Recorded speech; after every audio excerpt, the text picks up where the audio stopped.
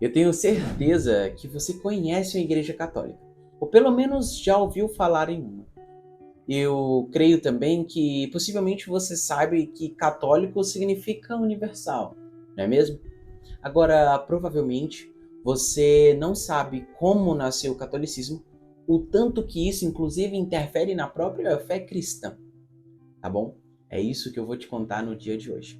O catolicismo não é só uma igreja, quem sabe não é o próprio cristianismo? Seja muito bem-vindo a mais um vídeo aqui no canal. Eu sou o Diácono Samuel e eu vou te explicar tudo. Quando Pedro teve que deixar Antioquia, ele deixou no seu lugar dois bispos. Evódio, que era para cuidar, orientar e evangelizar os cristãos que vieram de origem pagã, como os árabes, os romanos, os gregos. Já Inácio foi deixado para guiar, orientar e evangelizar os cristãos que vieram de origem judaica. Possivelmente isso para você já não está tanto absurdo assim. Afinal, nós tratamos de um assunto, inclusive essa breve explicação, lá no vídeo do canal em que eu falo sobre a primeira igreja cristã no mundo. Isso porque quando Jesus Cristo ressuscitou e deixou os apóstolos para aí poderem continuar evangelizando, cada um estava fazendo da sua maneira, do seu jeito, através da sua característica. Pedro, por exemplo, tinha uma característica de pregação em que ele separava os gentios dos circuncisados. Uma espécie de separação, porque para ele aquilo era melhor, afinal, eram dois povos distintos e cada um necessitava ali da sua espécie de atenção dada por ele. Já, por exemplo, Paulo, que é extremamente conhecido por nós, esse já fazia uma pregação e uma evangelização de maior união. Ele acreditava que não precisava ter duas atenções diferentes, porque todos iam unir numa mesma fé.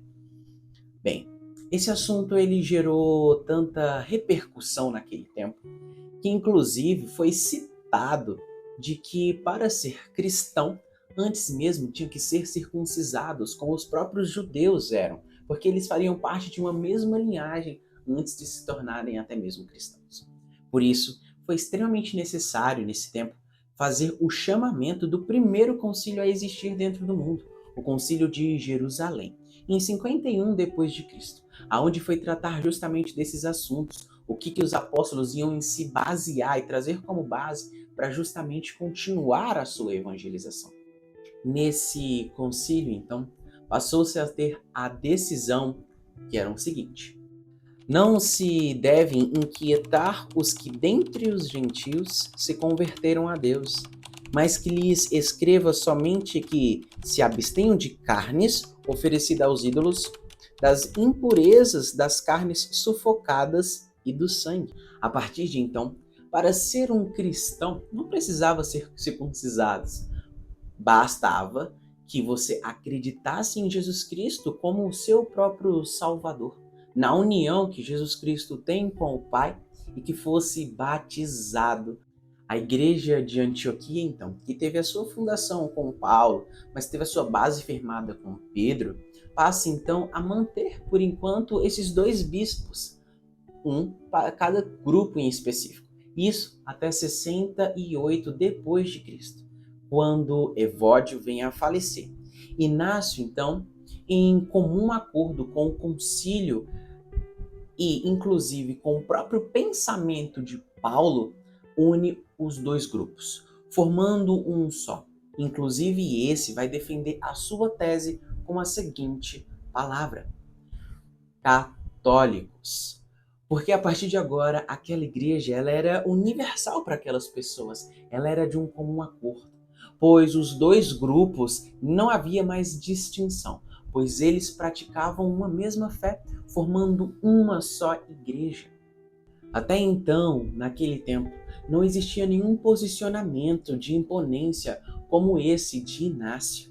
Afinal, ele tinha a certeza de que todos estavam unidos em uma fé só, o próprio cristianismo.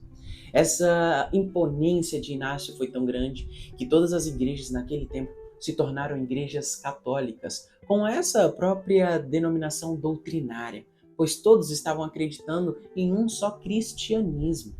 Ao passar do tempo, foi-se necessário criar novos concílios, Afinal, aquela fé cristã, católica que estava existindo, ela precisava ainda assim caminhar num ideal só. E isso porque a mesma necessidade que os apóstolos tiveram, né, de realmente ter essa base firmada, uma só, agora as sés apostólicas também tinham essa mesma necessidade, formando então o Concílio de Nicéia. Nesse concílio foi extremamente importante para a definição do que de fato estava sendo o próprio cristianismo naquele tempo. Com isso, esse concílio determina de que as sés apostólicas de Antioquia, de Alexandria e de Roma tinham igual poder e autoridade sobre aquelas outras igrejas demais que estavam começando a se formar. Tanto que foi necessário iniciar até mesmo o credo. Credo, o que significa nossa profissão de fé, nós professamos aquilo que nós acreditamos. Então, nesse tempo foi iniciado esse credo. Naturalmente, com o passar do tempo, foi se tendo outros concílios, como agora citado o Concílio de Constantinopla. O Concílio de Constantinopla, ele agrega a mais a sé de Constantinopla, inclusive, também em igual autoridade com as outras demais sés citadas no Concílio de Nicéia, e agora elas passaram a terminar esse credo. O credo, então, se chama Niceno-Constantinopolitano. Eu sei que às vezes parece um palavrão, mas ele é de extrema importância para todos nós, cristãos. Nele, nós recitamos que acreditamos em uma igreja que ela é una. Una porque provém de um só Deus. Nós professamos também que ela é santa, pois o próprio Espírito Santo a santifica. Por vezes, nós homens temos a capacidade gigantesca de termos, às vezes, falhas e pecados. Mas Deus esse jamais terá. E é por isso que a igreja ela se torna santificada, porque o próprio Deus, o Espírito Santo, a santifica. Além de ser uma igreja una, santa, ela também é católica. E por católico quer dizer que todos aqueles que professam essa fé estão sob debaixo do cristianismo. Uma só crença, que é de igual comum acordo para todos. Ela é universal. Nós também professamos que acreditamos em uma fé que é apostólica. Apostólica, pois a igreja desenvolvida, a sé desenvolvida, vem dos apóstolos. Esses que tiveram a sua autoridade herdada por Jesus Cristo. Olha só como é extremamente interessante. Então, esses concílios, eles estão acima das próprias igrejas, porque o que era decidido nesses concílios, todas as igrejas participantes acolheriam o que seria decidido. Esses concílios, eles são concílios universais, são católicos, justamente por isso. Inclusive, era de extrema importância de que todos os bispos das sés apostólicas estivessem presentes, pois assim a Igreja Universal estaria representada. Uma vez decidido isso, as igrejas aderiam para a sua doutrina e assim seguiam trabalhando e construindo esse cristianismo, esse hoje que nós herdamos e que nós hoje damos voz cada vez mais e mais. Com essa participação fundamental no próprio cristianismo, Santo Inácio de Antioquia, o Iluminador, tem a sua importância gigantesca para nós católicos. Inclusive, a nossa igreja siríaco-ortodoxa, os nossos patriarcas, eles recebem o seu nome como Inácio, antes mesmo do seu nome de bispo, quando eles assumem o trono da nossa igreja.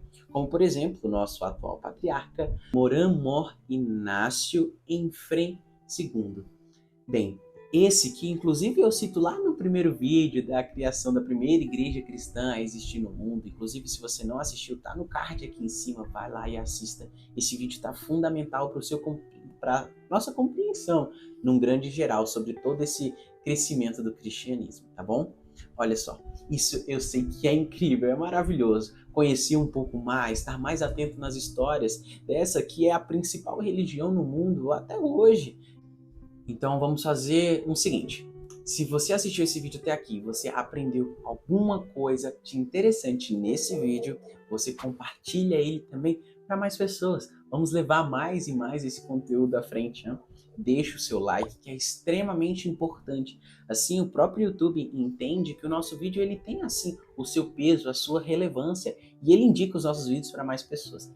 Se inscreva nesse canal, ative os sininhos das notificações, é extremamente importante essa ação, hein? Assim você não vai perder nada do que nós postarmos aqui no YouTube, tá bom? Um grande abraço e que Deus te abençoe.